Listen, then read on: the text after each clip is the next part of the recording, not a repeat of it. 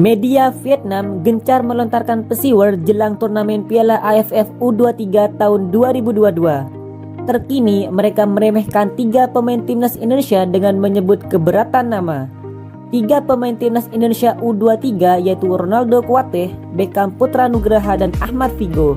Sebagaimana diketahui, Ronaldo, Beckham, dan Figo merupakan nama-nama legenda sepak bola dunia. Mereka pun kini mendapat panggilan Sintayong untuk membela timnas Indonesia U23 di ajang Piala AFF U23. Bahkan media Vietnam menyebut 3 pemain tersebut tak akan jadi andalan skuad Garuda Muda.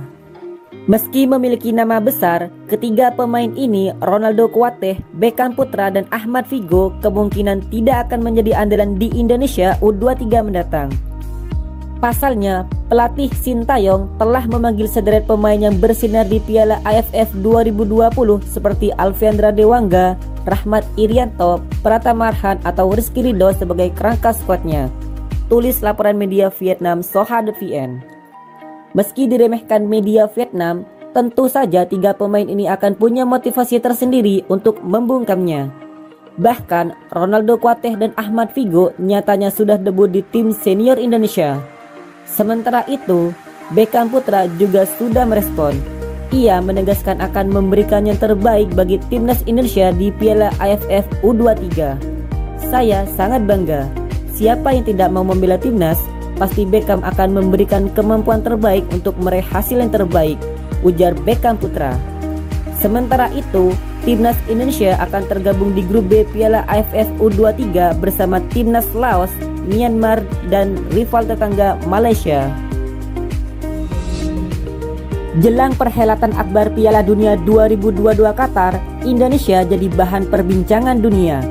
Bukan tanpa sebab, Presiden FIFA Gianni Infantino menyebut nama Indonesia sebagai negara yang berpotensi menjadi tuan rumah Piala Dunia. Tidak hanya Indonesia, negara di Asia Tenggara lainnya juga berpotensi menggelar Piala Dunia. Namun hanya Indonesia yang terucap dari mulut Gianni Infantino. Gianni Infantino menjelaskan, kawasan ASEAN memiliki apa yang diperlukan untuk menggelar turnamen akbar Piala Dunia. Asia Tenggara mampu memenuhi persyaratan untuk bersaing memperebutkan hak menjadi tuan rumah Piala Dunia pada tahun 2034. Kawasan ini tentu saja memiliki kapasitas ekonomi dan sepak bola untuk menjadi tuan rumah Piala Dunia, ujar Infantino dikutip dari Straits Times. Pria berkepala pelontos itu menyinggung Indonesia yang sebentar lagi akan menjadi tuan rumah Piala Dunia U20 pada tahun depan. Indonesia menjadi negara kedua di Asia Tenggara yang menjadi tuan rumah Piala Dunia U20 setelah Malaysia pada tahun 1997. Ditunjuknya Indonesia membuktikan bahwa kawasan ASEAN dianggap layak menyelenggarakan turnamen berkelas FIFA. Menurut Infantino, itu adalah platform yang bagus untuk menunjukkan apa yang bisa dilakukan kawasan ini. Tanggung jawab FIFA adalah untuk mempersempit kesenjangan dengan meningkatkan kesempatan bagi negara-negara sepak bola kecil seperti di ASEAN untuk bekerja sama dengan yang lebih mapan. Di bawah kepemimpinan Infantino, FIFA telah meningkatkan jumlah tim yang akan berpartisipasi di Piala Dunia 2026 dari 32 tim menjadi 48 tim. Dia mengatakan bahwa mulai sekarang hingga 2034, negara-negara ASEAN harus lebih meningkatkan kualitas penyelenggaraan sepak bola. Kevin Dix kabarnya bersedia membela timnas Indonesia. Hal itu diungkapkan anggota Exco PSSI Hassani Abdul Ghani. Ia secara lisan, pertama, Coach Sintayong mau telepon dia. Kalau Coach Sin bilang oke, baru kita minta dokumen pendukung, lanjut Hassani Abdul Ghani. Sejatinya, nama Kevin Dix sudah diajukan untuk diproses menjadi warga negara Indonesia sejak November 2021. Ia diajukan bersama 3 nama pemain keturunan lainnya, yakni Jordi Amat, Sandy Walsh, dan Miss Hilgers. Namun, karena Kevin Dix tak merespon tawaran di atas, Sintayong pun meminta PSSI untuk menggantinya dengan Ragnar Uratmangun. Sayangnya, tawaran PSSI kepada Ragnar Uratmangun juga belum mendapat respon hingga sekarang. Di saat bersamaan atau 2 minggu lalu, Kevin Dix akhirnya merespon tawaran PSSI dan Sintayong. Kabarnya, PSSI dan Sintayong sepakat membatalkan rencana menaturalisasi Ragnar Uratmangun.